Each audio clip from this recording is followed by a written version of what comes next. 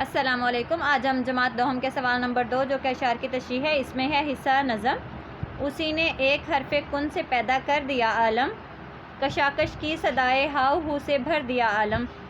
اس میں نظم کا عنوان ہے حمد اور شاعر کا نام ہے حفیظ جلندری۔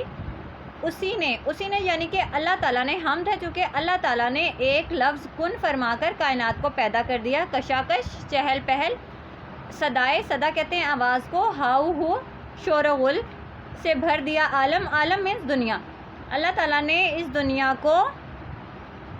دنیا کو مخلوقات سے مختلف آوازوں سے گہما گہمی پیدا کر دی اس دنیا میں انسانوں کے لیے۔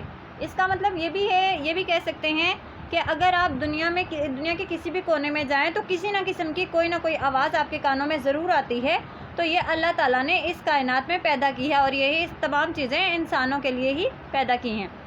شاعر کا نام ہے حفیظ جلندری۔ نظم کا عنوان ہے حمد۔ مفہوم ہے اللہ تعالیٰ نے اس کائنات کو تخلیق کرتے وقت صرف ایک لفظ کن کہا اور اس دنیا کو طرح طرح کی مخلوقات سے بھر دیا۔ صرف یہاں پہ انسان اور جانور نہیں ہے بلکہ مختلف قسم کی مخلوقات ہیں اور اسے چہل پہل کا مرکز بنا دیا۔ تشریح۔ حفیظ جلندری خالق کائنات کی حمد و ثنا بیان کرتے ہوئے تشریح طلب شعر کے پہلے مصرع میں عرض کرتے ہیں کہ تمام تعریفیں اسی اللہ کے لیے ہیں جس نے ایک حرف کن کہا اور کائنات تخلیق ہو گئی، یعنی کہ پیدا ہو گئی۔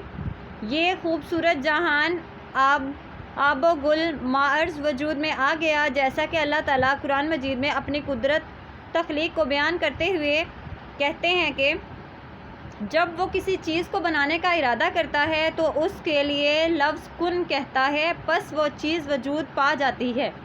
یہ قرآنی آیت کا ترجمہ ہے۔ اسی پہ شاعر نے اپنے خیالات کو اس طرح سے بیان کیا ہے اس شعر کی صورت میں۔